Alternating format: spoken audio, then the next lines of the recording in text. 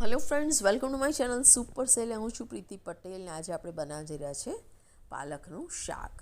તો ફ્રેન્ડ્સ, તમે જોઈ શકો છો કે બધી પાલકને મેં સરસ ધોઈ અને ઝીણી ઝીણી કટ કરી દીધી છે। તો આજે આપણે લસણની પાલકનું શાક બનાવવા જઈ રહ્યા છે। તો બહુ જ બધું આપણે લસણ વાપરવાના છે, પણ આટલું બધું નહીં, આમાંથી 2 ચમચી જેટલું વાપરીશું। આ મેં પેસ્ટ બનાવીને ફ્રોઝન કરી રાખી છે, એટલે તાત્કાલિક આપણે એનો યુઝ કરી શકીએ। સાથે આપણે લીલા મરચાંનો ઉપયોગ કરીશું। બીજા કયા ઇન્ગ્રેડિયન્ટ્સ આપણે વાપરીએ છીએ લકડિયાના ડબ્બામાંથી તે પણ જોતા રહેજો। તો ચાલો વઘાર શરૂ કરીએ। તો સૌપ્રથમ આપણે કઢાઈ લઈશું અને એમાં થોડું તેલ ઉમેરીશું। ફ્રેન્ડ્સ, લસણની પાલકમાં થોડું તેલ આગળ પડતું હોય તો ભાજી આપણી સરસ બનશે। તો લગભગ મેં 5-6 ચમચી જેટલું તેલ લીધું છે અને એમાં સૌપ્રથમ આપણે હિંગ એડ કરીશું। તો હિંગ સરસ ફ્રાય થઈ જશે અને ફ્લેવર રિલીઝ થશે। ત્યારબાદ આપણે આમાં જીરું નાખીશું। 1 ચમચી ભરીને મેં જીરું એડ કર્યું છે। જીરું ફૂટે તેની આપણે વેઇટ કરીશું। કાચું કાચું જીરું મજા નહીં આવે। હવે આપણે એમાં બહુ જ બધું લસણ નાખીશું। તો આમે લસણ છોલીને એની સરસ પેસ્ટ બનાવી લીધી છે અને એ આપણે આમાં વઘારમાં નાખી છે અને એને સરસ આપણે સાંતળી લઈશું। ફ્રેન્ડ્સ, તમારા ઘરમાં જો લસણ વધારે ભાવે તો હજી 1 ચમચી તમે લસણની પેસ્ટ નાખી શકો છો। તો લસણને આપણે ગોલ્ડન બ્રાઉન થાય ત્યાં સુધી આપણે એને શેકવાનું છે, જેથી કાચાપણું એનું બધું જ નીકળી જાય અને સરસ આપણી ભાજી બને। તો તમે જોઈ શકો છો કે લસણ આપણું સરસ ગોલ્ડન બ્રાઉન થઈ ગયું છે। તો હવે આપણે આગળનો પ્રોસીજર જોઈશું।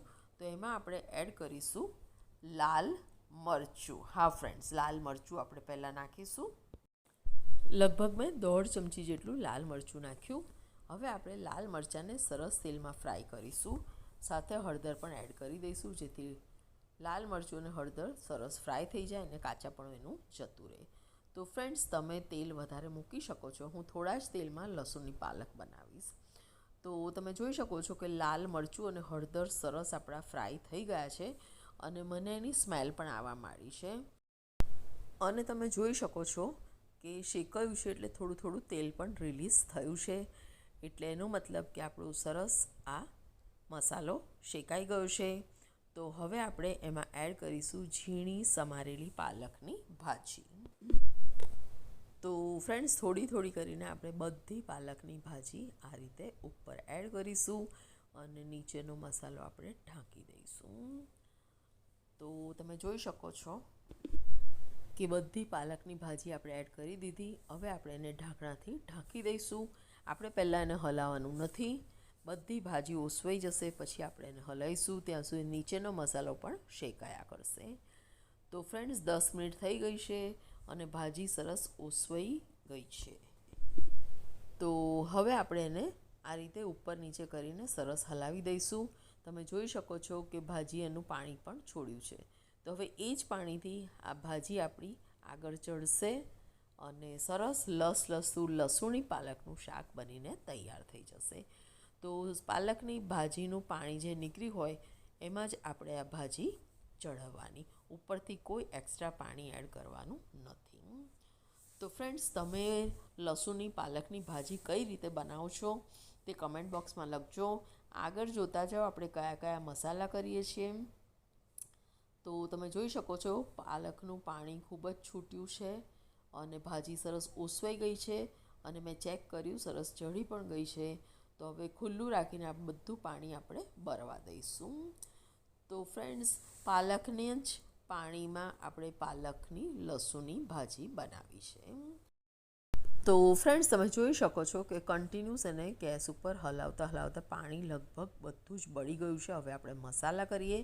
તો સૌપ્રથમ આપણે ધાણા જીરું એડ કરીશું અને અડધી ચમચી જેટલો ગરમ મસાલો।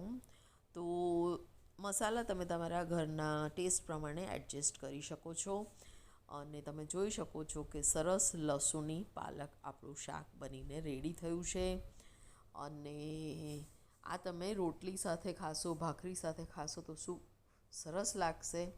અને વિટામિન તો નહીં પણ આયર્નથી ભરપૂર આ શાક હોય છે।